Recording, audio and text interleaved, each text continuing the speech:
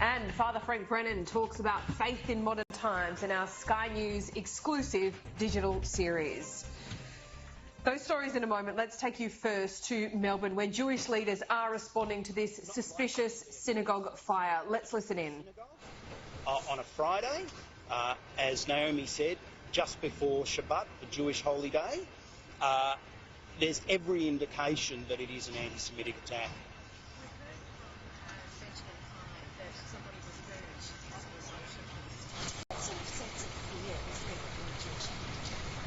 So there were unfortunately injuries this morning. You need to understand that this is a very active and busy synagogue. It's a place of prayer and it's a place of study. And there were people here at 4:15 in the morning when the attack occurred who were engaging in quiet, prayerful study, as is their right and the right of every Australian. They have been, as we understand it, they've had minor injuries. We wish them all the best. We wish them a speedy recovery. In terms of the Jewish community has been in fear for the last 14 months. This, for us, is just evidence of that fear. This is something that is the greatest manifestation of what we have been seeing and hearing in terms of threatening emails, threatening social media, threatening letters, and all sorts of other material, attacks, graffiti and so forth over the last 14 months. I would say this to the Australian Jewish community and particularly to the Melbourne Jewish community: don't hide away. A message to our community is be Jewish, be proudly Jewish. The police will have an increased presence over this weekend at our synagogues here in Melbourne. We will be looked after by the police as best as they can, is the message that we have received. But we are in fear. I'd just like to add that this morning I was contacted by a number of parents who were dropping their children at Jewish schools and noticed the increased security. Now, they'd been busy getting their kids ready for school, so they hadn't been able to tune into the news. But for them to have to discover that the security across our community has been increased because of this attack, and to need to explain that to their young children, is gutting for our community. It's incredibly traumatic what's been happening, not just for the people of this synagogue, but for the broader Jewish community. Explain the significance of this particular synagogue to the Melbourne and Australian Jewish community? So our community is very diverse in terms of religious practice, and we have a whole lot of different synagogues that cater to people who practice their Judaism in different ways. This synagogue, though, is incredibly significant. It belongs to our ultra-Orthodox community, and they are the keepers of our religious scholarship, our religious tradition and our faith. They are among the most devout of our community, and this synagogue would be one of the busiest in our communities. There are people coming and going all day and all evening. This is the centre of the Adass community life. So it is particularly jarring that it has happened here. It sounds as though it's almost politically agnostic, is that correct? Faith is ultimately about faith. It's not about politics. The people here, they want to keep the laws of the Torah. They want to raise their family in the Jewish faith. You know, they vote like every other Australian, but their faith is separate to how their politics are. We've already seen the Victorian government do things like to really pump up those laws against anti-Semitism. What more can authorities and governments do to support the Jewish community? I note that the anti-vilification reforms were introduced to Parliament last week, the Victorian Parliament. But if you look closely at that legislation, there are significant delays in implementing some of those reforms. So even once it passes Parliament, some of those law changes won't come in for a number of years. Our ask of the Victorian government is to, as soon as possible, introduce new laws that can hold people who perpetrate religious and racial vilification to account. We talked to a couple of witnesses earlier this morning. They said some sacred scrolls and texts were in the synagogue. Can you maybe touch on maybe this what it means to have those sacred texts and they might have been damaged? So there are an incredible number of Torah scrolls, we call them in here, which is where the Bible is written. Now, those are not books, they are handwritten parchments worth hundreds of thousands of dollars, but most importantly, they are the beating heart of our community. There are also a number of religious items there from the people who use this congregation. Our priority at the Jewish Community Council of Victoria is to get those items out, because with those items, this congregation can continue in another site. You need to understand that these are active items. These are items that are used several times a day for prayer. And so one of the things is to allow this community to continue immediately. They need access to their prayer items so that they can practice our faith. Do you know that how many of those Torah scrolls have been damaged, and when far off others said that you might be able to go in and retrieve any of those very precious items? So we don't know at this stage. The building is not safe to enter, but our hope is that in time for Shabbat this evening, we can get as many of those items out for the community. And if they were destroyed, how devastating would that be to the Jewish people? Judaism lives in our hearts. You know, that's our faith is who we are. Items can always be replaced. It's incredibly important, but we're just grateful that there hasn't been any more serious injuries and more significant loss of life.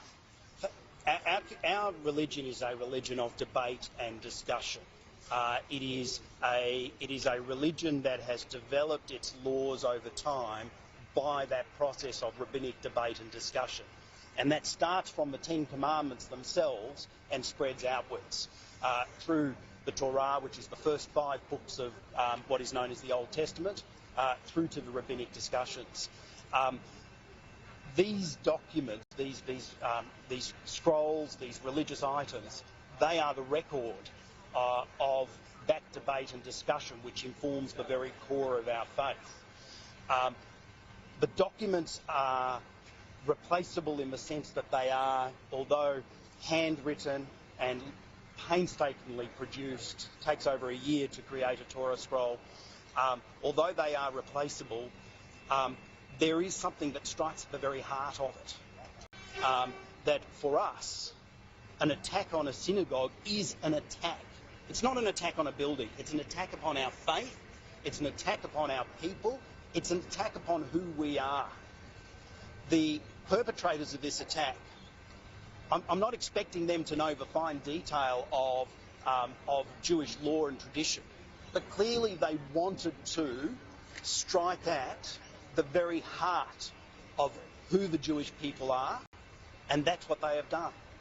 That's what we are feeling today, and that's the emotional connection to these scrolls and documents and prayer items, even though ultimately, over a long period of time and with a lot of effort and with a lot of cost, they can be replaced.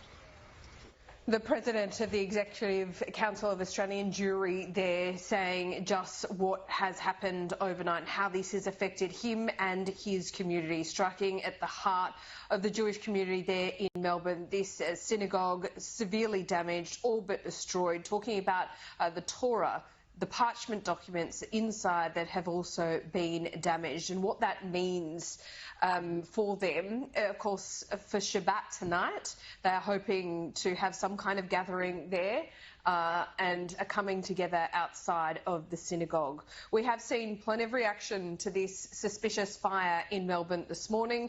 Police are investigating. We've also just had a statement from the Prime Minister Anthony Albanese. He says, "I unequivocally condemn the attack on a Melbourne synagogue early this morning. I have zero tolerance for anti-Semitism. It has absolutely no place in Australia.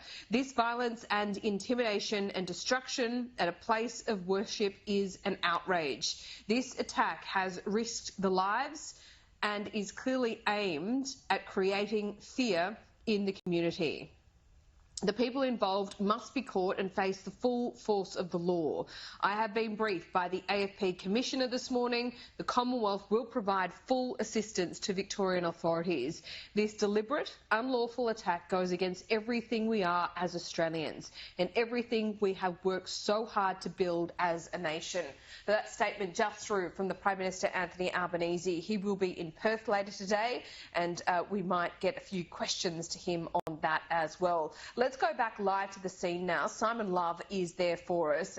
We heard from these Jewish leaders, Simon. They've really been able to articulate very strongly what this has done to their community, the fear, the ongoing fear that this will have. We heard from authorities this morning as well just about how much damage. But do we have an update from police on the investigation?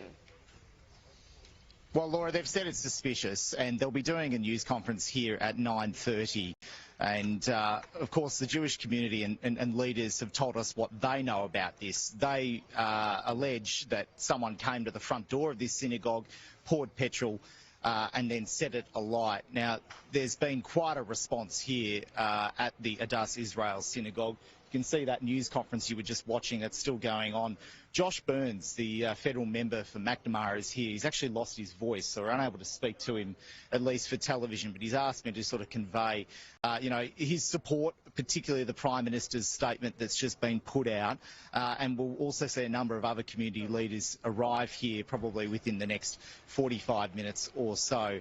So this all occurred at 4:20 this morning. Emergency services were called here to the corner of Oak Avenue, Glen Ira Road in Elstonwick.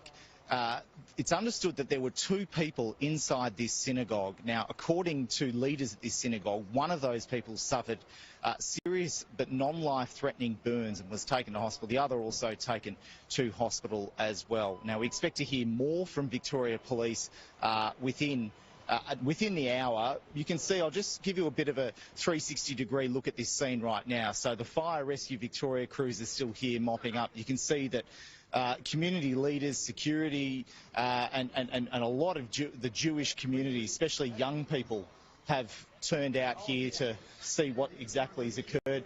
And you can see just over my shoulder, Laura, if I can get Ryan to pan, that the fire investigators are particularly focusing on that front door at the moment, where there were the reports that petrol had been poured and then set alight. Just to the left of that is, you can see the glass panel there. Now, about half an hour ago, half of that was actually smashed in. Now the full pane has actually been smashed, and we can see, I'm not sure if you can see through the camera, but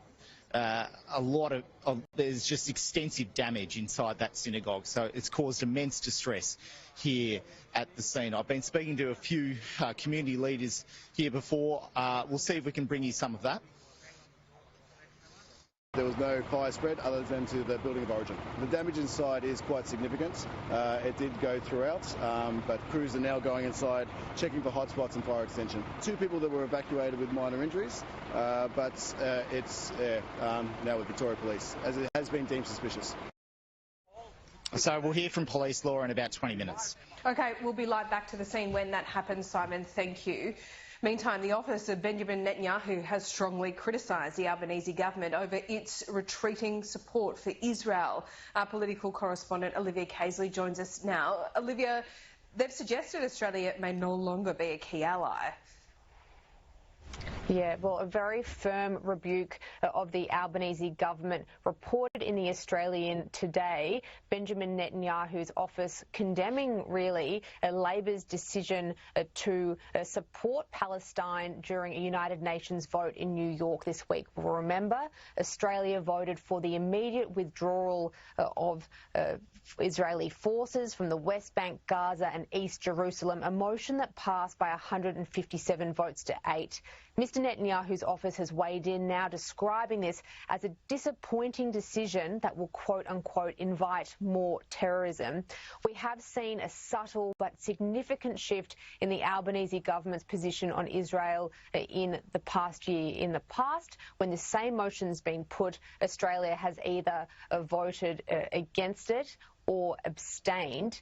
The former Prime Minister Scott Morrison releasing this statement this morning on social media. He says, shameful. Labor have betrayed freedom and their own proud heritage on Israel. They have ended bipartisanship on Israel and Australia and been played the fool by accepting the lie of anti-Semitism masquerading as progressivism. Yeah, quite extraordinary as well. Anthony Albanese has just been on radio as well, so we'll bring those comments to you. Essentially, he has repeated his very strong statement that he sent out on this synagogue fire in Melbourne as well, but we'll get that to you as soon as we have it as